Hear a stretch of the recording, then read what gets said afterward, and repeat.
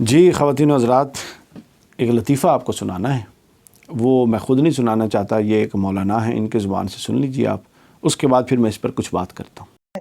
اہل بیت علیہ السلام سے جانچیں گے، پرکھیں گے۔ مولا امیر کائنات علی ابن ابی طالب مشکل کشا سے پوچھا گیا، مولا یہ زمین کس چیز پر ٹکی ہوئی ہے؟ تو مولا فرماتے ہیں یہ زمین ایک فرشتے کے کندھے کے اوپر ٹھہری ہوئی ہے۔ اور وہ فرشتہ کہاں ہے؟ وہ فرشتہ، اب آپ تصور کر سکتے ہیں کہ زمین کتنی بڑی ہے اور فرشتہ کتنا بڑا ہوگا جس کے کندھے کے اوپر یہ زمین ٹھہری ہوئی ہے۔ پھر آپ آگے چلتے ہیں کہ جی وہ فرشتہ کس چیز پہ ٹھہرا ہوا ہے؟ وہ فرشتہ ایک بڑی سی چٹان پہ ٹھہرا ہوا ہے۔ ایک چٹان، ایک بڑے پتھر کا تصور کریں اور یہ تصور کریں کہ زمین ایک فرشتے کے کندھے کے اوپر ہے۔ فرشتہ کتنا بڑا ہے اور پھر چٹان کتنی بڑی ہوگی جس کے اوپر وہ فرشتہ ٹھہرا ہوا ہے۔ اور وہ چٹان کس چیز کے اوپر ہے؟ وہ ایک بیل کے ایک سینگ کے اوپر وہ چٹان رکھی ہوئی ہے۔ اب آپ تصور کریں کہ بیل کتنا وسیع ہوگا، بڑا ہوگا، اور اس کا سینگ کتنا بڑا ہے جس کے اوپر یہ چٹان ہے۔ چٹان کے اوپر فرشتہ ہے، فرشتے کے کندھے کے اوپر یہ زمین رکھی ہوئی ہے۔ اس کے بعد پھر مولا فرماتے ہیں کہ وہ بیل جو ہے اس کے پاؤں ایک مچھلی کے اوپر ہے۔ اور وہ مچھلی کہاں ہے؟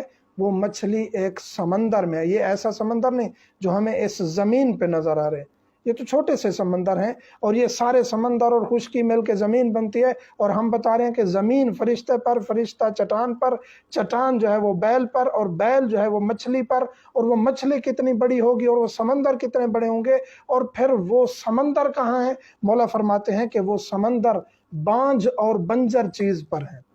اور وہ بانجھ اور بنجر چیز جو ہے، جو ویران چیز ہے، وہ گیلی مٹی کے اوپر ہے۔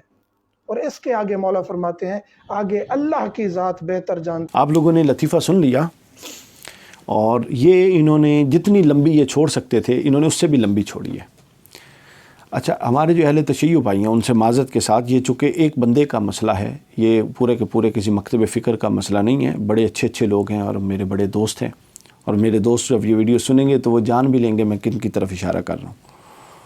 لیکن آپ یہ دیکھیے کہ جب آپ احادیث کے بیان کرنے میں، روایات کے بیان کرنے میں، اور پھر کائناتی حقائق کے بیان کرنے میں اس طرح کی موضوع اور جھوٹی اور وہ روایتیں جو عقل کے ہی خلاف ہیں، کسی بھی چیز کو قبول کرنے کا پہلا معیار یہ ہے کہ وہ قرآن مجید سے نہ ٹکراتی ہو، سنت صحیحہ سے نہ ٹکراتی ہو، اور پھر عقل سے نہ ٹکراتی ہو۔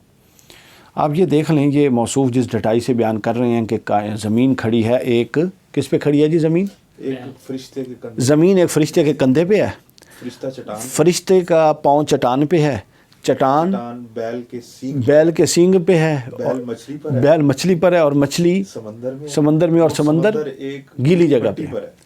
اندازہ کر لیں۔ پھر آپ لوگ یہ شکوہ چھوڑ دیں کہ بنو امیہ کے دور میں حدیثیں گھڑی کیوں گئی تھی۔ مطلب اگر آپ لوگوں نے خود اتنی لمبی لمبی چھوڑنی ہے، اور مجھے غصہ کم اور ہنسی زیادہ آ رہی ہے کہ اگر یہ اس میں حضرت مولا کائنات کا نام ہٹا دیں تو یہ پورا لطیفہ ہے۔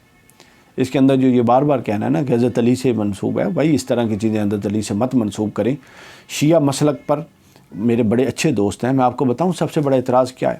اس کو لوگ کمزور مسلک، علمی طور پہ کمزور کیوں سمجھتے ہیں؟ اس طرح کی روایات بیان ہوتی ہیں اور کوئی پکڑ آئی نہیں ہوتی۔ آپ اہل سنت میں 2 روایات بیان کریں، آپ کو کتاب اور حوالہ اور ریفرنس اور ہر چیز ثابت کرنی پڑے گی، نہیں کر سکتے تو آپ کی جان نہیں چھوٹتی۔ اور یہاں مجالس، یہی مجالس میں بھی حال ہے، اور یہ اہل تشیع کے جو اہل درد اور اہل علم ہیں ان کو بھی اس بات کا ادراک ہے۔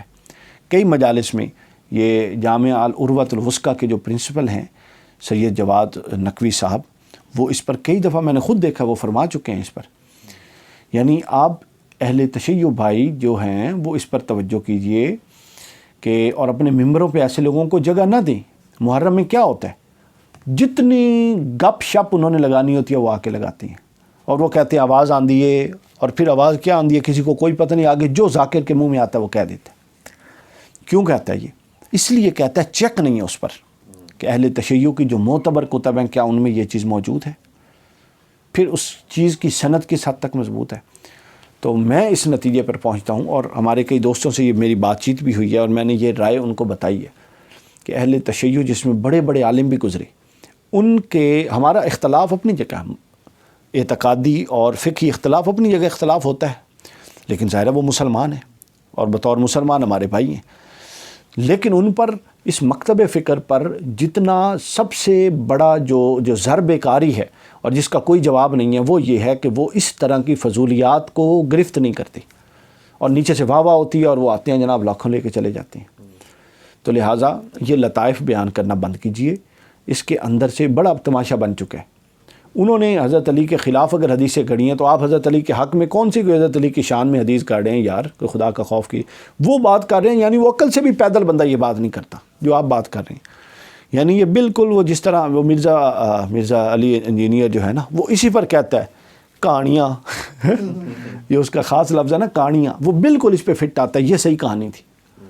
یعنی اگر آپ کے بس میں ہوتا تو آپ تو یہ بھی کر سکتے تھے نا کہ اب وہ جو مچھلی گیلی مٹی پر تھی, وہ گیلی مٹی جو تھی وہ ایک بلے کے سر پہ تھی, وہ جو بلا تھا وہ پانی میں نہا رہا تھا, وہ جو پانی تھا وہ کشتی کے اندر تھا. اللہ کے بندے بس کرتے ہو ہیں, کتنے مطلب مذاق بنانا ہے, کوئی ہے کرنے والی بات. معقول غیر معقول بات کسی مطلب پیمانے میں پوری نہیں اترتی اور آپ ٹی وی پہ بیٹھ کے وہ روایات بیان کریں اور پھر منسوب کس سے کر رہے ہیں جو باب مدینۃ العلم ہے. تو لہٰذا اس طرح کی کمزور روایات کی گرفت کیجئے تاکہ آئندہ ان جیسے لوگوں کی حوصلہ افزائی نہ ہو اور ان سے یہ پوچھا جائے کہ آپ ایسی روایت بیان کیجئے کر رہے ہیں تو اپنی سند پیش کیجئے. اور سند بھی خالی کتاب کی نہیں چلے گی, وہ متصل کس حد تک ہے یہ ثابت کرنا پڑے گا.